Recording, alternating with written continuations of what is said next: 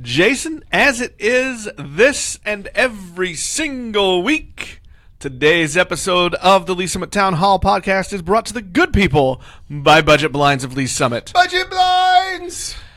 I don't know if you know this or not, but October, it's safety month in the window treatment world. It seems like a lot of months are safety month, to be honest. It is, but this is a particular emphasis on safety. And remember, the best way to be safe? Automation. All hail our very safe robot overlords. Automated shades provide a safer environment for children and pets due to their cordless nature. They are also programmable, and they allow you then to take advantage of the natural weather.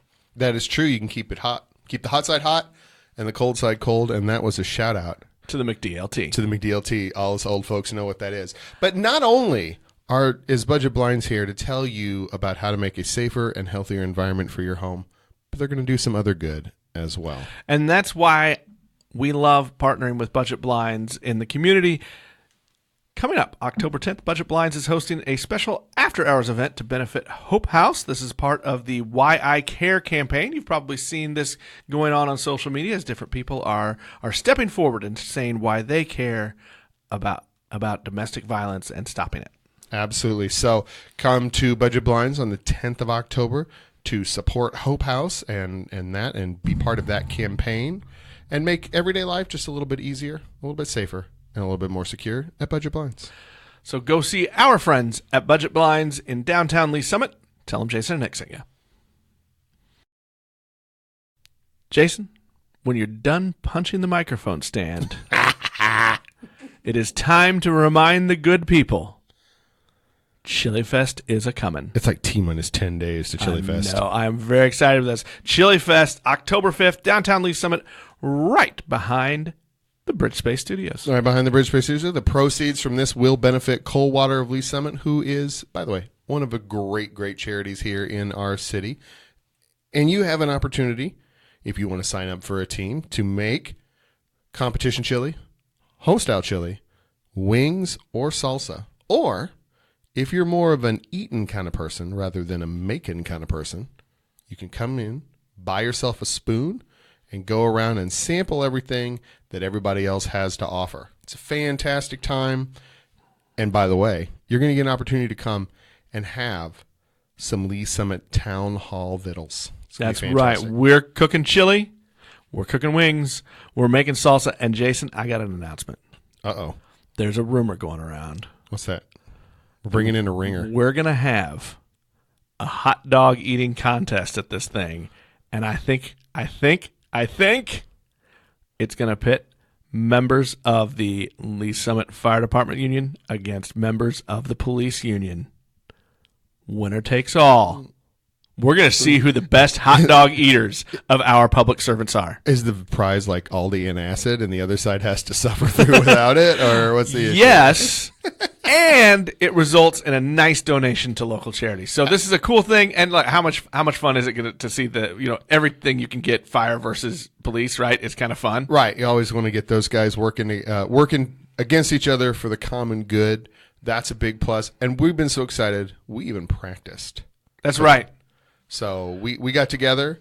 We put together some of our Chili Fest items up to create for that, and we sampled amongst ourselves. And I'm going to say this. We did pretty good. I tallied myself a winner. Yeah. Well, I mean, let's be clear. I got to eat it, so I was a winner. There we go. So head over bridgespace.us/chilifest for more information, and come on downtown on October 5th to have some good eats and support a local cause. We'll see you there.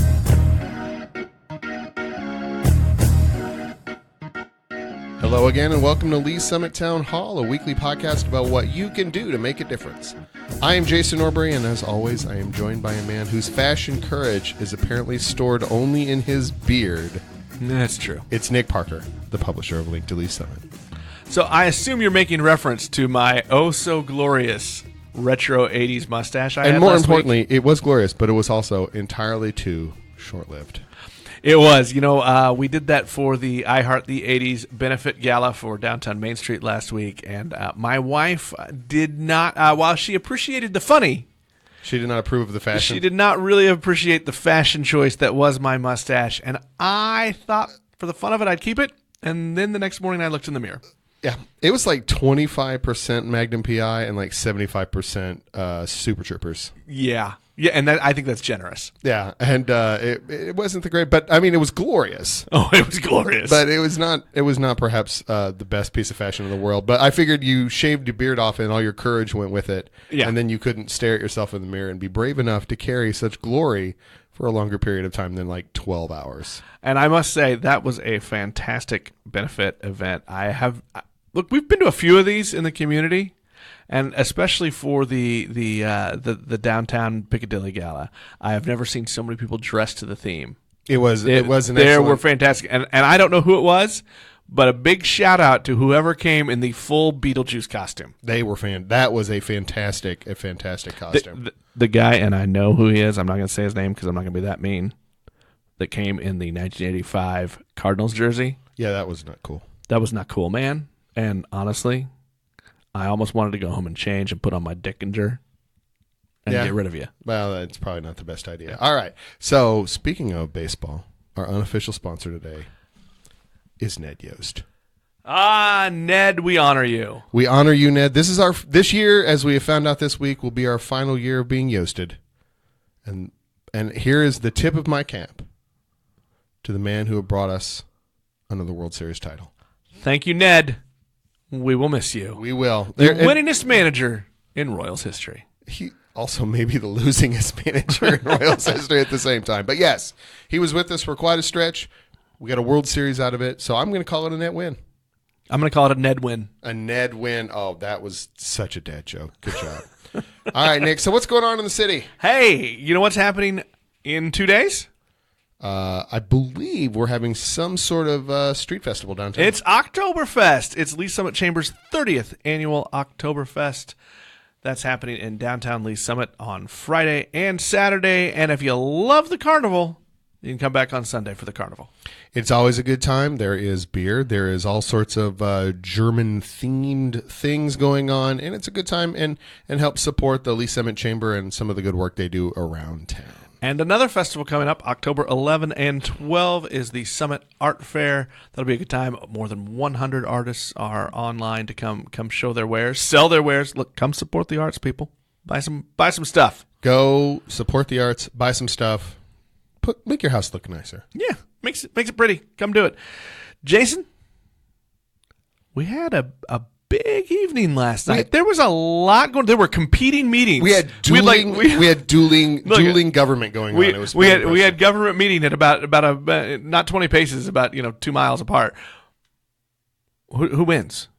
I think we the people. We the people win. Jason, I want to start with the meeting you paid attention to. We kind of split up the duties here on Tuesday night. And I'm not sure who got the short straw, but I got the school district straw. Look, I'm going to say I won because there was food after the meeting I watched. But fair. I did not get food after the meeting I watched. So I'm going to start with you, Jason. You were paying attention to the R7 Board of Education and a little bit of big news. A little bit of big news. Well, we'll start with the smaller piece of news. As is required on, I believe, an annual basis, the school district held a public hearing as well as then set the tax levy rates for the property taxes for the school district for the upcoming school year.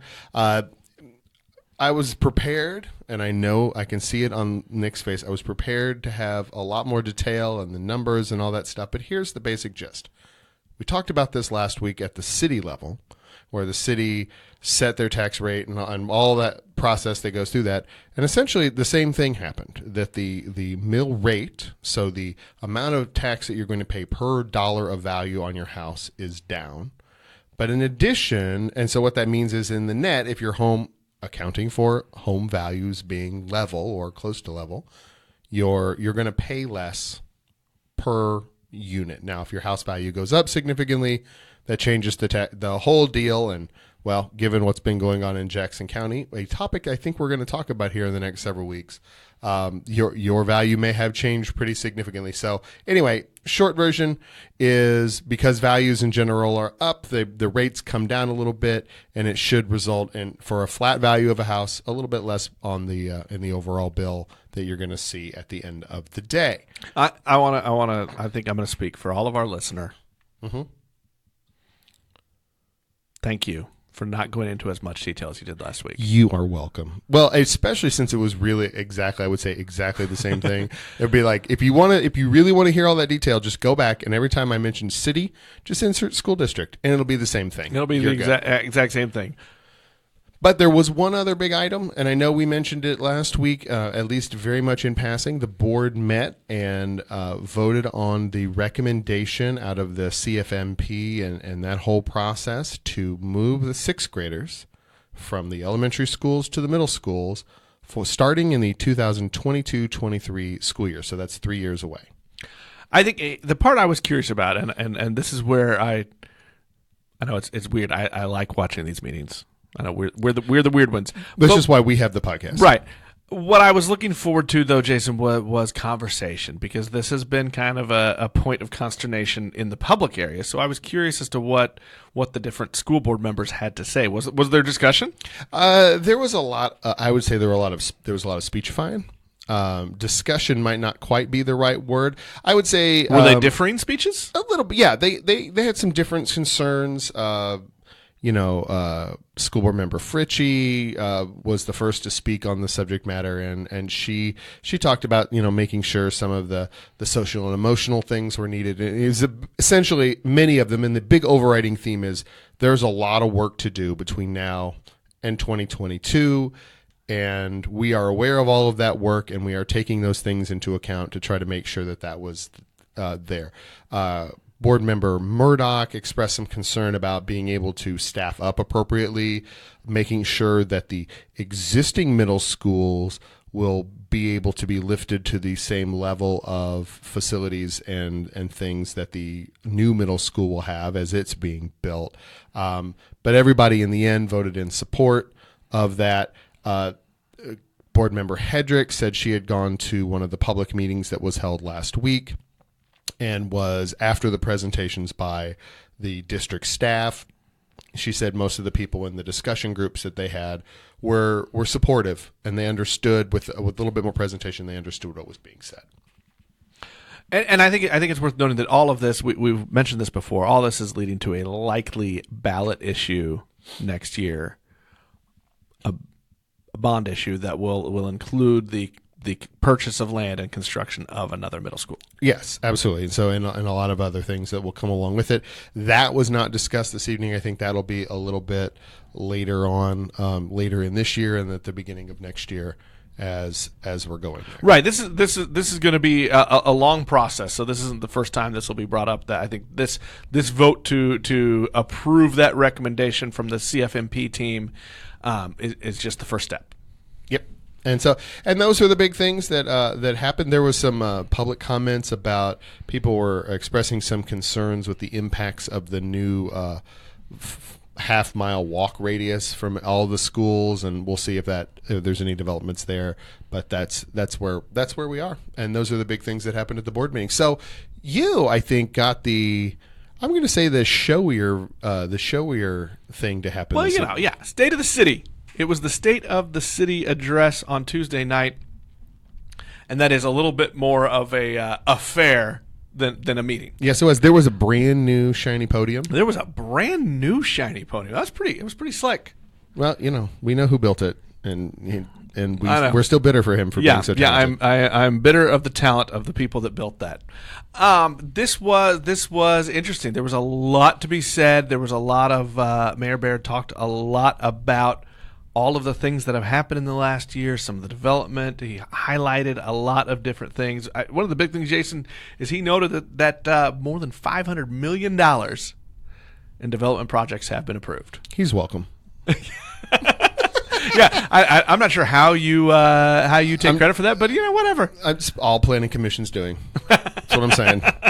He noted many, many good things throughout that speech Not once did he mention you and the Planning Commission. I would feel you were slighted. I would feel slighted, but no, not really.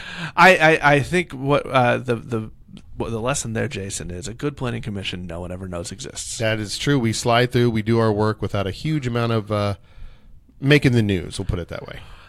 I just want to let's just a few of the things that he made note of I think are interesting. The Paragon Star development, the Grove development. We've talked about those on past shows. He pointed out the downtown apartments, the Cityscape development where the former United Methodist Church was, Summit Orchard. There's the new library coming. Those are all just a few of it. And I think another big thing that he made note of was the announcement from the LDS Church, the PRI land.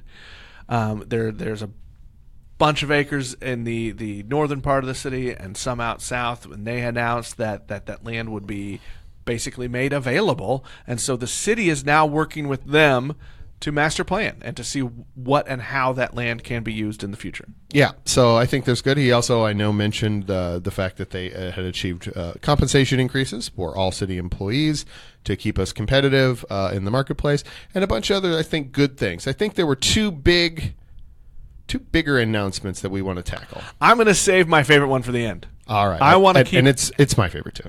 I want to keep everybody on edge for that one. So you're just gonna have to wait. You're gonna have to wait. Gonna have to wait till I get to my favorite part.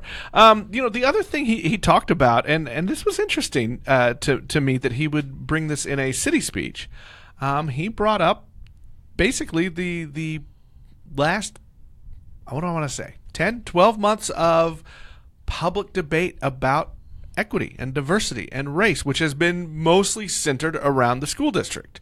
But he brought it up and made note of the fact that that's been a hard time in the community. And I actually like that he referenced it, because I think it is a good thing to know that is a conversation not just tied to the school district. While that was the catalyst, it is a broader conversation that everyone in the city has to participate in.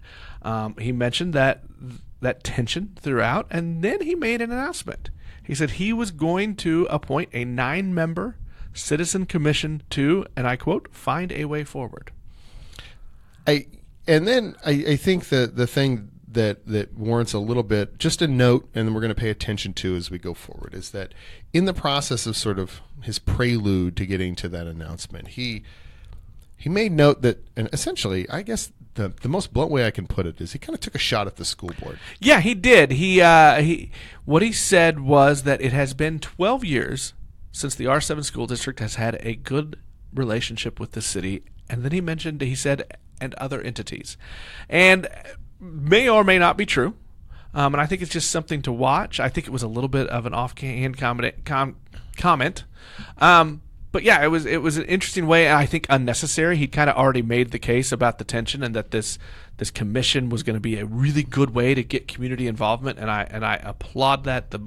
Jason, that's a big thing for me. The more people that talk, the better. But I think the thing that struck me as odd was, at the same time, the school district was having a meeting somewhere else, so no one was there. None of the school district people were present, and that it felt a little weird to me. It does, and I wonder if it will create some tensions between City Hall and the school district in that process, and how does that impact? Because the school district is undergoing their own work, and we have covered that in great detail and expressed our concerns and hopes for it as it goes forward, and we don't want to see that work diminished or like made less because of tensions in between those things. So hopefully, we hope that it's going to be a thing that just comes and goes, and it's not a big deal. It may be nothing, and that's great. And again, I think while I think for some it might seem a little odd to bring city government into that fold, I applaud any effort to bring more citizens in on conversations. Absolutely, and we look forward, and we will follow along with the commission to see what they do, and honestly, maybe what they don't do. All right. Can I talk about it now? I'm tired of waiting. I'm going to say this. I know this is the thing that you are very excited about, and I just want to note that I am equally as excited about this, but go. The mayor made this big announcement on Tuesday night. The city has purchased the land across from City Hall on Green Street, and we will, as part of that, we will have a new and permanent home for our farmers market. I am excited. Jason, you were on the board of directors for Downtown Main Street before I was. This has been a long goal for this organization. I was on the board of directors when the board of directors made the decision that their number one priority was a farmers market pavilion in downtown Lee Summit. I was on the CID board when the CID board made its number one priority helping create a farmers market pavilion in downtown Lee Summit. This has been something that I have worked on and is near and dear to my heart and put a lot of sweat and time into, and I'm very excited to see the mayor come on board and put it out there on the public that he's going to push forward this thing. This is exciting, and there's going to be more to it than the farmers market pavilion, and all of these ideas are really cool. No purchase price was announced for that. That'll be made public at some point, and we will let everyone know on that. In addition to the farmers market, early in these are preliminary plans, so not everybody get too excited. All of this is subject to the developer and their money coming into the process. Exactly. So this is very early. So he showed kind of some drawings, some preliminary drawings. Included with the farmers market pavilion is a space for a boutique hotel, a conservatory, which is basically some indoor multi-use space for different events, maybe theater, maybe concert, maybe a year-round farmers market, maybe just a space to move it inside if the weather comes. There's going to be some land that will be made available to sell to developers so that they can develop some retail there or maybe some more food. Lots of additional parking. So in addition to the City Hall garage there's going to be a lot of other surface-level parking included. But I don't know if I said this or not, Jason. There's going to be a new home for the farmers market. Did I say that? That is the thing, man. That is the thing. I don't even know what I'm going to do when that actually gets built.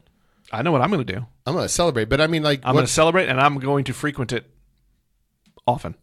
Absolutely. I'm just wondering what's next after that. That's always the question. I'm just like, I keep thinking of like, that's the goal. That's the thing I've been wanting for so long. And then I think about like, what are we going to do after that? I don't know, but we'll figure it out. There are other priorities. There are other things that are we're looking to in the future. No shortage of dreams. How are we paying for this? Well, some of it. So the land is basically it is funded through past property sales and property transactions. The city has land that it has sold off in the past, so some of that money is going to be used. As you mentioned earlier, the downtown CID, the Community Improvement District, has made it a priority to help figure out how to finance that. So they are collecting tax dollars in that district, so that can help. And then, if you remember, 6 years ago, 2013, there was a bond issue. Part of what was on that was outdoor performance space in downtown. It was a $600,000 in that bond issue, and so this space will include, I forgot to mention earlier, will include that downtown performing arts space. Right now, the preliminary plans are that it's kind of a mobile stage that can be underneath a canopy or moved out and pulled out into the street maybe, or part of the plaza. Green Street will remain open. It won't be permanently closed, but they will be able to close it at 3rd and Green, and then they'll also be able to close down by the entrance to the parking garage. So the parking garage will always be accessible. Awesome. I'm excited, Jason. Yeah, no, that's one of those things that is unalloyed good news. And I will say this, the mayor's putting it on the line here. He's put the pictures on the wall. He has said, this is the thing we're going to do. This is his legacy piece.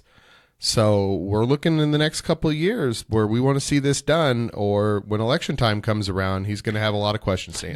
That will be interesting. I think to watch. I think you're right. I think he's kind of putting a stake out there, but at the same time, and I know we do a little bit of editorializing on this. At the same time, I'm going to say it's nice to see somebody make that bold gesture. No, absolutely. I have been crying out for more than 2 years. We'll put it that way. A lot of years now to get our electeds to put their public energy on the line to make this project actually happen. And so kudos to the mayor for standing up and making sure it does. All in all, the State of the City address was a very, very positive affair. It was nice to hear all of those projects listed. I only listed a few of them that he called out. One last thing I want to point out. I forgot to tell you about this in my notes. There is now, for those of you that ever wonder, hey, what's going on in town? Instead of going to every single organization's calendar, there is now one calendar on the web you can go to, explorels.com.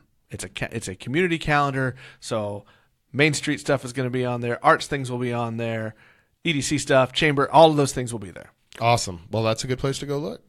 That'll be honest. That'll be great for this podcast, so we know where to look. As the mayor said, if you're looking for something to do in Lee Summit, you no longer have to go to 6 or 8 calendars. You can just go to one. That's good. So they've got somebody who's collating those 6 or 8 calendars into one place. Well, that's gonna wrap up our show, Jason. I think there were only really those two things going on. The dueling meetings. Dueling meetings. Wow. Can we have Norbury sound effects every week? Depends on how exciting the news is. I just want to remind everybody, come back on Friday. We're going to have the interview that I meant to have last week, but I have had some severe technical difficulties the last several days, so I wasn't able to post the interview, but we will have it this Friday. It's with Hillary Graves and John Bedoin. We're talking about a new public art project that's going to come into the downtown area. It's a really cool deal.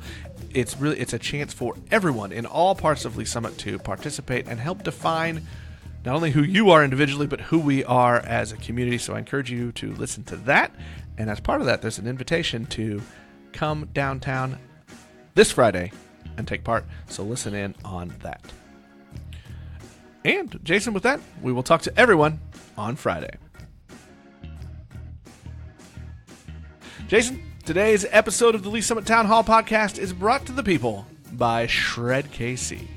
Shred KC, home of the Shred Podcast. The Shred Podcast, another one of our Fredcast network. Listen, if you are looking for a reason or a way to stick to a new lifestyle change, a healthy lifestyle change, Ryan Waters, owner of Shred KC, Aaron Simpson, owner of Anytime Fitness, these two guys are on a mission, and this podcast, the Shred Podcast, has been a fantastic resource for not just tips on how to eat better, how to work out, how to stay motivated. They really kind of fit into on just some of that mental aspect of sticking with things and holding yourself accountable and being responsible.